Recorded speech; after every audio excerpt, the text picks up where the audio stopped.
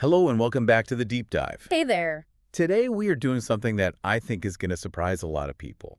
We are taking a stack of sources articles, some literary analysis, and of course the primary text itself that all center on Nicholas Sparks' The Last Song. And I can hear the collective groan already. Right. Before you roll your eyes and think, okay, we're doing a teen romance, I just want you to hit pause on that assumption. Please do. Because the mission today is to treat this text like a forensic file. That's a great way to frame it. I mean, if you actually look at the source material, specifically the prologue and just the first 4 chapters, this is not just about a summer fling. No. It's a masterclass in building narrative tension. We are looking at a setup that involves arson, terminal illness, deep-seated class warfare, and a protagonist who is, well, she's essentially in the middle of a psychological breakdown. Exactly. We aren't just summarizing a book here. We are dissecting the setup of a modern family drama. A really complex one. We have the first 50 pages or so, the front matter, the prologue, and the arrival in North Carolina. And what stands out to me looking at these notes is just how deceptive the packaging is. Totally. You think you're getting a light beach read, but the themes just screaming at us from page 1 are, parental estrangement, the burden of genius, and this search for spiritual redemption. And fire. We cannot forget the fire. It is surprisingly heavy on the arson. Yeah, it really is. So let's set the board for you, the learner. The central tension is this. We have Ronnie Miller. She's 17. Okay. She's a classical piano prodigy from New York City. Yeah. And she is absolutely furious because she has been banished, that is the word she uses, to a rotting beach bungalow in North Carolina for the summer. Right. And banished is a very specific word choice, isn't it? It's not sent. No. It implies a kingdom, a sovereign power kicking her out. In this case, it's her mother, Kim, sending her to stay with her estranged father, Steve. A father she hasn't spoken to in 3 years. 3 years. That's a long time for a teenager. But underlying all this teenage angst is a genuine mystery. We have a church fire that happened 6 months ago. We have a father battling a secret illness. And we have a local bad boy who literally juggles fireballs. I mean, it doesn't get much more on the nose than that. So why does this matter? Why are we doing a deep dive on this particular setup? Because it shows how an author builds a pressure cooker. On the surface, it's girl meets boy. But the sources reveal that Sparks is actually exploring how families fracture and how, or, if they can be put back together. It's about the difference between running away from your problems and facing them head on. Okay, let's unpack this. I want to start where the text starts, which is structurally very, very interesting. The prologue. Yes. We start with a prologue that is actually a flash forward. We're in Ronnie's head, but it's after the summer is over. It's post-Christmas, even. It's post-Christmas. And this is a classic narrative device, but it's used so effectively here, I think. It is. By placing the narrator after the events, it completely changes how we read the beginning. Ronnie is looking out a window at a rebuilt church. Yeah. And the tone is so reflective, it's somber. It's not the angry, angsty voice we hear in chapter 1. It's a changed person. It is. She says she's 18 now. She's looking at a stained glass window. But what really caught my attention in the notes is how she describes the summer. Oh, yeah. She uses this triad of descriptors. She says it was the summer she was betrayed, the summer she was arrested, and the summer she fell in love. That is such a powerful hook. Betrayed, arrested, fell in love. Right. It sets up 3 distinct plot threads immediately. We know the romance is coming, fell in love, that's the genre promise. Sure. We know the legal drama is coming, arrested. But betrayed, that's the most ambiguous one. And the most interesting one, I think. Who betrayed her? Exactly. Was it her dad, the boy, her mom? Maybe she betrayed herself. It creates this mystery before we even know who the characters are. It's a promise to the reader that things are going to get complicated. And then she pulls out this newspaper clipping. And this is where that forensic part we talked about really comes in. This isn't just a prop. It's the inciting incident for the whole mystery plot. Exactly. The clipping describes the church blaze. It says, the historic First Baptist Church was destroyed on New Year's Eve. Okay, so let's dig into the details here because they matter. It wasn't an electrical fire. No. It wasn't an accident in the kitchen. It was illegal fireworks. Specifically, bottle rockets. Viral rockets. Now, what does that imply to you? Well, it implies youth. It implies, recklessness, kids messing around on New Year's Eve. That's the surface reading. That's the surface reading. But if we dig a little deeper, it could also imply malice disguised as play. A way to start a fire that doesn't immediately look like professional arson. And it wasn't victimless.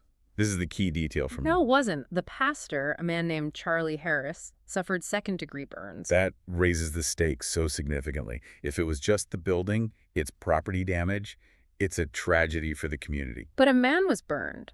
A man was burned. The source text mentions he was inside when it happened.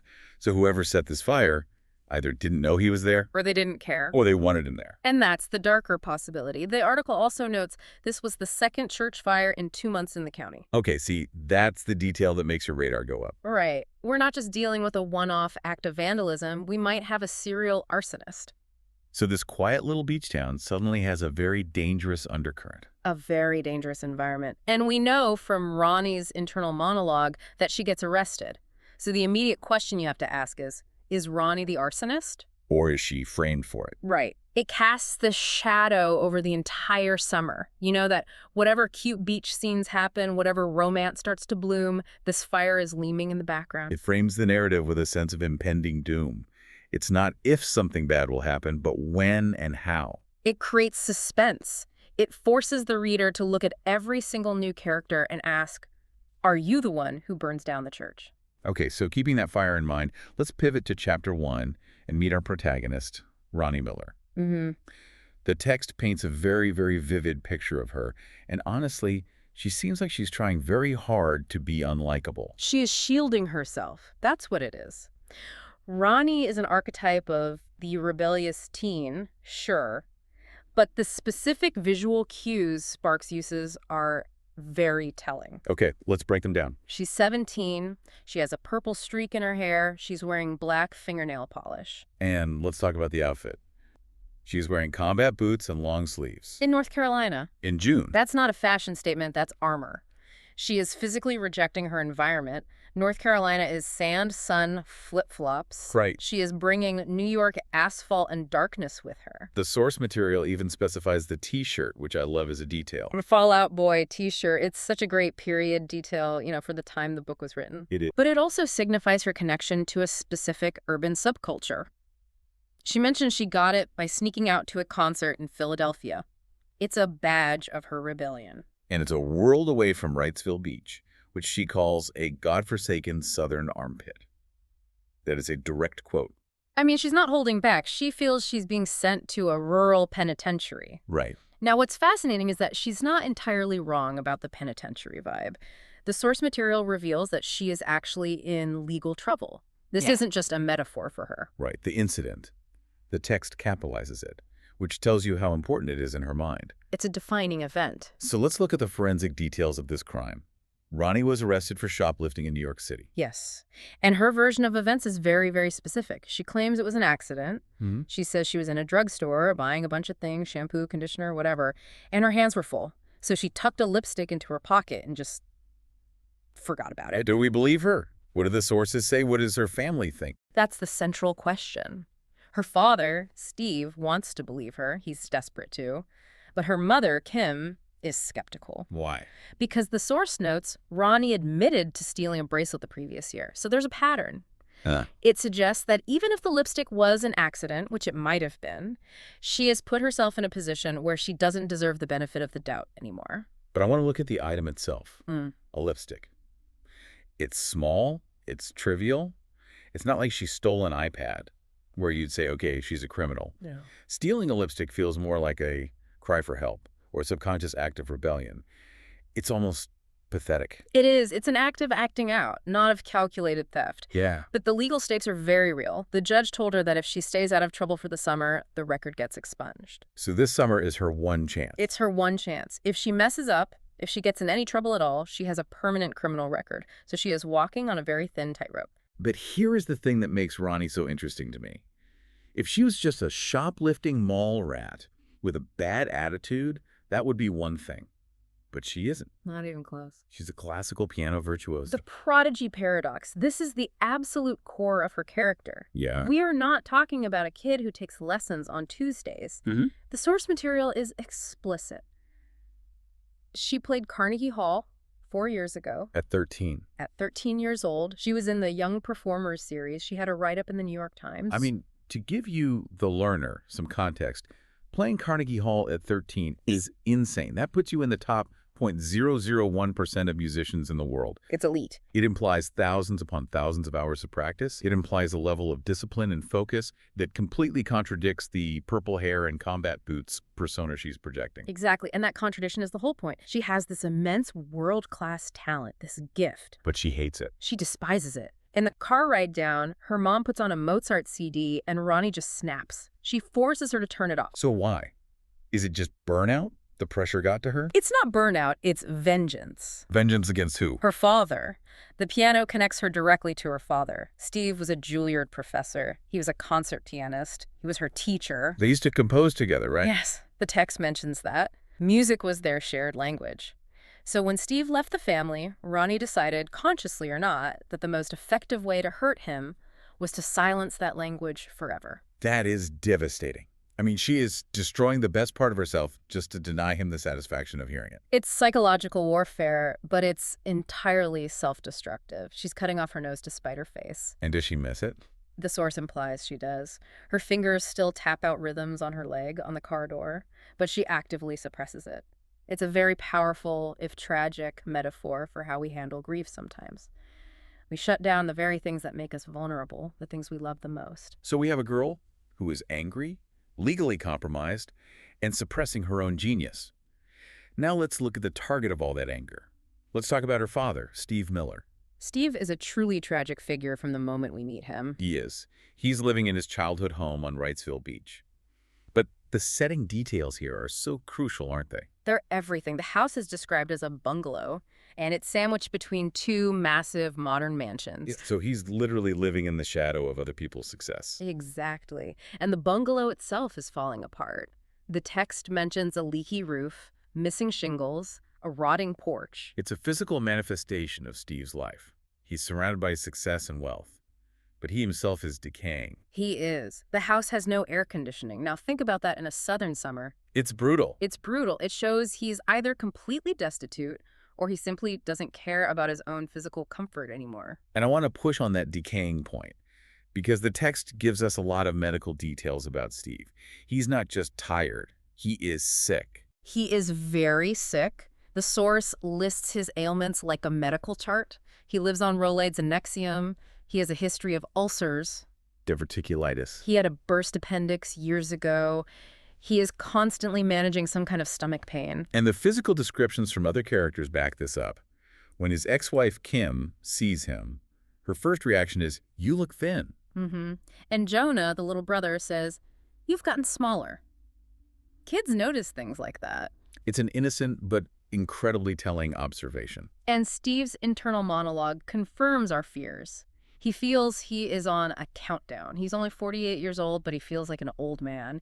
He is facing his own mortality. And he's keeping it a secret? Yes. He hasn't told his ex-wife. He hasn't told his kids the extent of it. This context changes everything about the summer, doesn't it? Yeah. Ronnie thinks he's just a deadbeat dad who wants to hang out for a few months. Right. But Steers knows this might be the last time he ever sees them. The stakes are completely asymmetrical. Ronnie is playing a game of I hate you, and Steve is playing a desperate game of please remember me. It's heartbreaking. So let's talk about his spiritual state. Because he isn't just sitting on the porch popping Rolaids and waiting. He's on a quest. He is. He's searching for God. The text is very explicit about this. Okay. Steve used to believe that music was the conduit to the divine. He thought that playing a perfect sonata was a way to touch God, to feel that presence. Which makes sense for a concert pianist. Music is his religion. It was, but he doesn't believe that anymore. What changed? He had a realization. He decided that music, for him, was actually an escape. It was a way to avoid the messy reality of life, of his family. He calls it a selfish desire to escape. So he stopped playing. Just like Ronnie, they both stopped. They both stopped for different reasons. Now he believes the answer lies in what he calls the nexus of love. The nexus of love, what does that mean? He thinks that if he can reconnect with his children, specifically with Ronnie, he will find the presence of God he's been looking for. The love for them is his new pathway. Wow. That puts a tremendous amount of pressure on this relationship. An impossible amount. He's not just trying to be a good dad for the summer. He's trying to save his immortal soul through his teenage daughter who hates him. It's a tall order. And he's externalizing this search through a new medium, a new art form. He's building a stained glass window. For the church that burned down. So it all connects back to the prologue. Correct. He is building a window to replace the one that was lost in the fire. Now, think about the significance of this. Music is auditory, it's ephemeral, it fades the moment you stop playing. Stained glass is visual, physical, permanent. He is trying to leave something behind that lasts. But we know from the prologue that the church is in danger. We suspect it might burn again. So there's this profound dramatic irony here. It's thick with it. We are watching a dying man pour his last bit of energy into creating a legacy that we, the reader, suspect is going to be destroyed. It creates this overwhelming sense of fragility. Just like his health, his art is vulnerable to the chaos of the world, specifically to the arsonist. Okay, let's move to section 4, the arrival. We have all the background, now we have the collision. The family is in the car, driving into Wrightsville Beach. And the sensory details in this scene are just suffocating. You feel Ronnie's claustrophobia. You do. She's in the back seat. Yeah. She's snapping her gum. She's making these sarcastic comments about everything. She calls the endless pine trees a hypnotically ugly monotony. I love that phrase. It's so perfectly teenage, but also so descriptive of her mindset. She refuses to see any beauty in this new place. It's a choice. It's a choice. And you have to contrast her with Jonah, her little brother. Right. Jonah is 10. He's addicted to his Game Boy, sure. But Jonah is the control group in this family experiment. What do you mean by control group?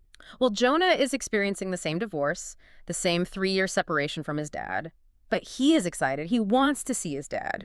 When they arrive, he runs into Steve's arms. And this is so important because it proves that Steve isn't some kind of monster. That's a great point. If Steve were abusive or just a terrible person, Jonah wouldn't react that way.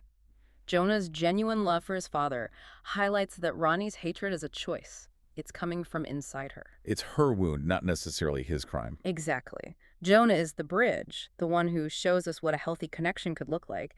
And then we get the reunion itself. Steve comes out to the car. Jonah hugs him. Kim is polite, a little distant. And Ronnie. Ronnie just stands back. She won't move. She refuses to hug him. She just looks at him and delivers her opening statement. Which is? I'm not going to play the piano for you. Wow. Not hello, not how have you been, not you look sick. Nope. Just a declaration of war on the one thing he loves. It's a preemptive strike, isn't it? She knows he wants to hear her play. She knows it's the only way they know how to connect, so she severs that potential connection immediately. It's incredibly cruel, but you know it comes from a place of deep, deep hurt. And what about the dynamic between the parents, between Steve and Kim? They've been apart for 3 years. They are civil, but the distance is palpable. Kim has remarried. She's with a guy named Brian. The guy with the toupee. According to Ronnie, yes. The toupee is a big deal to her. Ronnie hates Brian because he represents the new life that makes the divorce permanent and real. And he pushes her about college. Yes, he's the practical stepfather, which she resents. But Kim is trying to be the adult in the room. She leaves the kids with Steve, hoping against hope that they can work it out. So Kim drives off. Ronnie is now officially trapped in the bungalow, and almost immediately she escapes. She has to get out. She bolts. She heads to the boardwalk. This is section 5. The meat market, as she calls it. The Wrightsville Beach Seafood Festival. And Sparks uses the setting to just amplify Ronnie's discomfort. This is not a lovely, peaceful beach stroll. It's a carnival. The text describes it as greasy, crowded, and hot. The sensory overload is key. The smell of stale grease, the humidity, the noise of the crowd. Ronnie feels physically assaulted by the atmosphere. She's a New Yorker. She's used to crowds. But this is a different kind of crowd. It's intrusive. It's personal. But amidst this gross carnival, we get what you might call a save the cat moment. Or in this case, a save the puppy moment. Yes! It's a small detail, but it's so important. It is. She passes an SPCA booth, and against her will, she stops. She sees a puppy. A puppy named Seinfeld. Which she thinks is a stupid name, but she stops anyway. She kneels down. She pets the dog. The text says she is a sucker for animals, specifically abandoned ones. So why is this detail so important for her character? Because up until this point, Ronnie has been almost unbearable. She's been rude to her mom, cruel to her dad, and just relentlessly snarky about this town. If we didn't see this one moment of pure tenderness, we might just hate her and check out. Yeah. This shows us that her heart is still working. It's just heavily guarded. She identifies with that abandoned puppy because, on some level, she feels abandoned too. It's a really nice, subtle bit of character work. It keeps you, the learner, on her side, even when she's being awful. It does. So she leaves the puppy, and she wanders over to the beach volleyball tournament. And this is where the genre expectations really kick in. Enter the love interest. Will Blakely. But notice how Sparks immediately subverts the classic meet cute. This is a meet hate. She hates him on sight. On sight. Ronnie is in rare form here. She looks at the guys playing volleyball and immediately judges them. She calls them privileged private school types. She is projecting all of her own class insecurities onto them. She sees Will tall, handsome, athletic, and she immediately categorizes him. He thinks he looks like the rich kids from Dalton or Buckley back in Manhattan. The kids who either bullied her or, maybe worse, made her feel invisible and poor. She notes that his friend winks at a Barbie doll, blonde girl on the sidelines. And she decides, okay, these are the popular kids, and I hate them. It's reverse snobbery. She is judging them based on their appearance just as much as she claims people judge her for her purple hair and black clothes. The hypocrisy is thick. And then, the collision. The inciting incident of the romance plot? Will is chasing a volleyball. He's not looking. He crashes right into Ronnie. And he knocks a soda all over her. All over the sacred Fall Out Boy shirt. It's ruined. Now, look at the two reactions here. Will is immediately polite. He apologizes profusely. He asks if she's okay. He is genuinely chagrined. He is not acting like a jerk at all. No, he's a perfect gentleman about it. But Ronnie reacts like he physically assaulted her. She snaps at him. I survived, okay. And then she just storms off. She is determined to be the victim in this interaction. She refuses to accept his apology because accepting it would mean admitting he might be a decent guy. She needs him to be a jerk to validate her worldview that all popular rich kids are awful. Very Pride and Prejudice, isn't it? She has the prejudice in spades. She does. He has the, well, he actually doesn't seem to have the pride yet. He just has the volleyball. It sets up the romance as a central conflict for her. She has to overcome her own bias to even let this person in. So she's sticky, she's covered in soda, she's angry, she stomps away from the preppies. And this is where this story takes a sharp turn into the darker subplot. Mm-hmm. She finds her people, or who she thinks are her people. Section 6. The wrong Troud. And this is where the danger really enters the story. She runs into a girl named Blaze. Real name Galadriel. Yes, her mother was a huge Lord of the Rings fan, which tells you a lot about the local culture, I think. It does. And Blaze is a mirror image of Ronnie, at least on the surface. She is. She's wearing black. She has piercings. She looks like an outcast. She's Ronnie's beach town equivalent. And in a moment of beautiful symmetry, she also spills something on Ronnie. A Slurpee. Ronnie is having a truly terrible laundry day. She really is. But unlike with Will, Ronnie doesn't snap at Blaze. Why? Because Blaze looks like her. She's in the same tribe. It's pure tribalism. Blaze apologizes, helps her clean up, and then takes her to a cheap t-shirt stand. Where Ronnie buys a giant, ugly, bright orange Nemo shirt. It's a complete humiliation, but it bonds them. Blaze helps her hide from Steve, who is looking for her in the crowd. They become co-conspirators against the adult world. They do. But Blaze isn't just a quirky new friend. She brings a very dangerous element into the story. Her boyfriend, Marcus. Okay, let's talk about Marcus. If Will is the light, Marcus is the dark. The text introduces him performing on the pier. He's a fire juggler. A fire juggler. In a book that starts with a church burning down, I mean, Sparks is practically shouting at us to pay attention here. It is not subtle. Not at all. Marcus is described as thuggish, with tattoos and a hard, dangerous edge. And he treats his girlfriend Blaze like garbage. He does. He ignores her, or he kisses her aggressively just to mark his territory in front of his friends. But then he sees Ronnie, and he is immediately interested. And how does he flirt? By being charming? By being funny? No, he throws a fireball at her. He literally tosses a lit juggling ball at her head to scare her. It's an act of aggression masked as a joke. It's a power move. It's designed to intimidate her and see how she reacts. But here is where we need to do the deep forensic work. The text gives us access to Marcus's internal monologue in Chapter 4, and it reveals that he isn't just a bad boy. No. He is a dangerous sociopath with a very specific ideology. This is the backstory of the boat. This is absolutely crucial for you to understand his character. Okay, lay it out for us. Marcus hates rich people. He hates the tourists and the wealthy residents of Wrightsville Beach. He sees them as invaders. The text recounts a specific incident where he overheard a rich kid bragging about his brand new 21-foot Boston whaler. A Boston whaler is a serious boat. It's expensive. It's a status symbol. It is. Now, a normal petty criminal might key the kid's car or steal his wallet. Marcus didn't do that. What did he do? He went to the marina in the middle of the night, poured gasoline all over the boat, set it on fire, and then sat on the 16th green of the local golf course to watch it burn. That is terrifying. It's not impulsive. It's calculated. He sat and watched it. It's pyromania, fueled by a deep class resentment. The text implies he gets a deep, almost sexual satisfaction and sense of power from the destruction of wealth. So connect the dots for us. Let's make it plain. We have a prologue where a historic church is destroyed by illegal fireworks. All right. We have a character introduced in Chapter 4 who juggles fire for fun and has a documented history of burning down expensive things owned by people he resents. It's the gun on the mantelpiece. It is Chekhov's gun, exactly. Marcus is almost certainly the arsonist. The source material doesn't explicitly say Marcus burned the church in these first 4 chapters, but the forensic evidence is overwhelming. He is the threat. And now this thread is fixated on Ronnie. Yes. He likes that she's feisty. He likes that she's from New York. He assumes she has money. His internal monologue describes her as having upscale, trampy style. He wants to possess her or destroy her or maybe both. So Ronnie thinks her main problem is her dad. She thinks her biggest annoyance is this volleyball player, Will. But her actual physical danger is standing right in front of her, juggling fireballs. And she's walking right towards it. It effectively turns the genre on its head. We aren't just wondering if she'll learn to love her dad or fall for the cute boy. We're wondering if she's going to survive the summer without getting burned. Literally burned. So let's summarize the board as we close out this first part of our deep dive.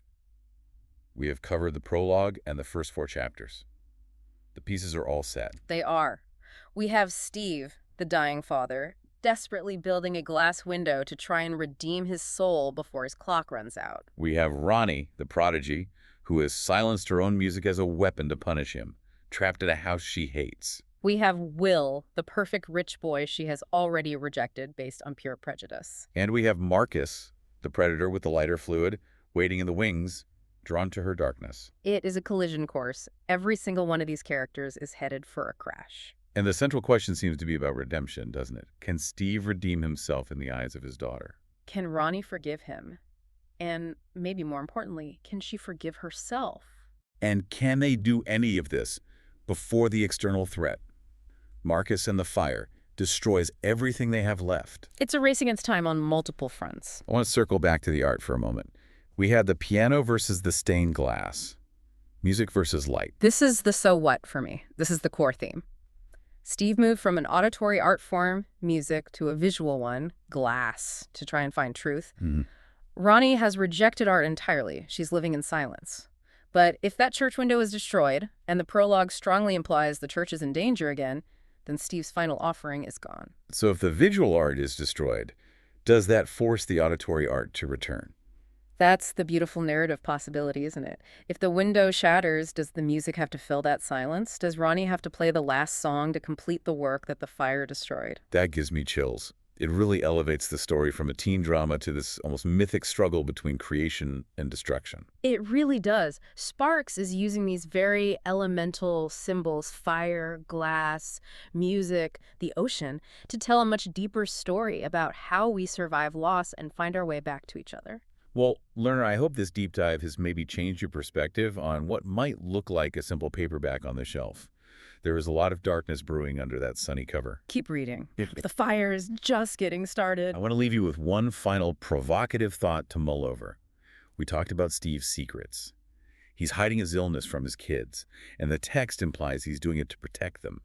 He thinks he's being noble. But is he? By denying them the truth, he is denying them the chance to grieve with him, to understand him. He's letting Ronnie hate him for being distant, when the truth might soften her. It might change everything. So is his secrecy actually an act of love, or is it his final unintentional act of control? Is he robbing them of their last chance to really know him? That is the tragedy of the secret keeper. You think you are saving people from pain, but so often you are just stealing their chance to say a proper goodbye. Heavy stuff. But that's why we dive deep.